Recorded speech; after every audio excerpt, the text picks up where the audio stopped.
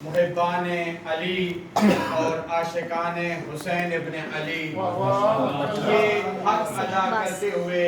جتنا ہم کر سکتے ہیں، وگرنہ اس خاندان کا اور ان ہستیوں کا حق ہم جیسے ادا نہیں کر سکتے، لیکن اپنی طرف سے ہر مومن، ہر موالی، ہر مرد، ہر عورت، ہر بچہ، ہر بوڑھا اپنی طرف سے جو کچھ کر سکتا ہے اپنی جان ہتھیلی پر رکھ کر مولا حسین کی راہ پہ حاضر ہے، اور الحمدللہ صرف اس ملک میں نہیں بلکہ دنیا کے کونے کونے میں جہاں کہیں بھی شیعان حیدر کرار رہ رہے ہیں اپنی مولا حسین کا نام لینا، کربلا والوں کا نام لینا، علی اور آل علی کے تذکرے کرنا صرف مومن اور انسان اور مسلمان کا حق فرض نہیں بنتا بلکہ پوری کی پوری انسانیت کے اوپر، پوری کی پوری بشریت کے اوپر اس خاندان کا احسان ہے۔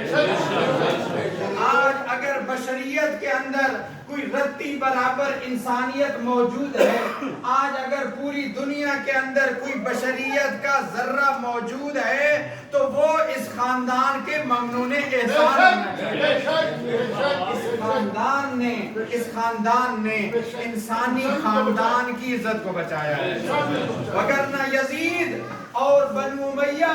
اور یزید کا خاندان تو انسان کے خاندان کو ختم کرنا چاہتا تھا، انسان کی عزت اور ناموس پر حملہ کر چکا تھا،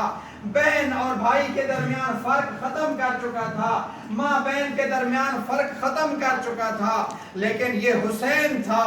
جس نے شیر بطول پیا تھا، جس کی رگوں میں علی کا خون دوڑتا تھا۔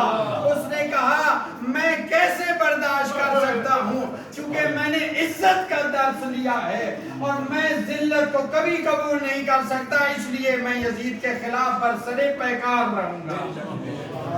اور برسر پیکار رہ کر اور یہ عظیم فرمان مولا حسین نے سنا دیا،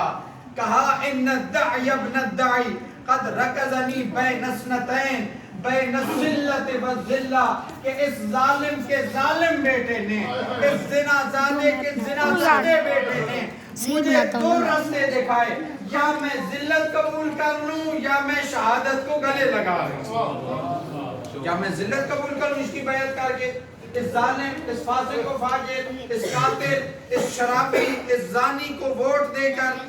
اس کرپٹ انسان کی حمایت کر کے، یا میں ذلت کو گلے لگا لوں، اپنی زندگی ذلت کے ساتھ گزار دوں، یا کیا کروں،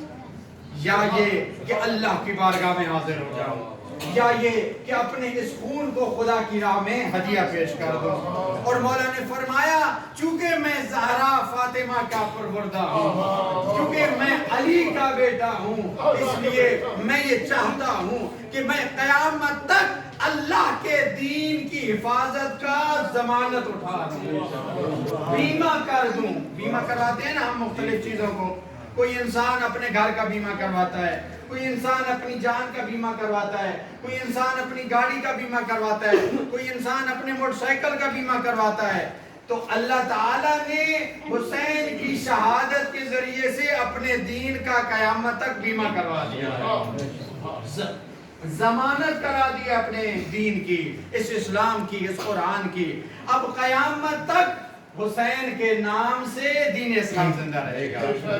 اور حق بنتا ہے ہر مومن کا، ہر حسینی کا، ہر شبیری کا کہ وہ ذکر شبیر کرے، وہ ذکر حسین کرے۔ اور آج ہم الحمدللہ یہ فخر سے، سر فخر سے بلند کر کے کہہ سکتے ہیں کہ ہم مولا حسین کے عزادار ہیں، ہم مولا حسین کا ذکر کرنے والے ہیں، اور اپنی آنے والی نسلوں تک بھی یہ پیغام پہنچائیں گے کہ قیامت تک اے ہماری آنے والی نسلوں یاد رکھنا، اس ذکر کو جاری و ساری رکھنا ہے۔ اور یہ کوئی ہم صرف آبا پروری نہیں کر رہے، صرف دیکھا دیکھی نہیں کر رہے، صرف رسم و رواج نہیں اپنا رہے، بلکہ اس کو ہم اللہ کی طرف سے فریضہ سمجھتے ہیں، اس کو خدا کی طرف سے ڈیوٹی اور واجب سمجھتے ہیں۔ جس طرح ہم نماز پڑھتے ہیں، جس طرح ہم روزہ رکھتے ہیں، جس طرح ہم حج ادا کرتے ہیں، جس طرح ہم خمس و زکوٰۃ دیتے ہیں، جس طرح ہم قرآن مجید کی تلاوت کرتے ہیں، اسی طرح ان سارے واجبات کے ساتھ ساتھ عزاداری جیسا واجب بھی ادا کرتے ہیں۔ لہذا یہ خدا کی طرف سے ڈیوٹی ہے، یہ رسول خدا کی طرف سے ڈیوٹی ہے۔ رسول خدا اپنے اس نواسہ کی شہادت سے پہلے ہی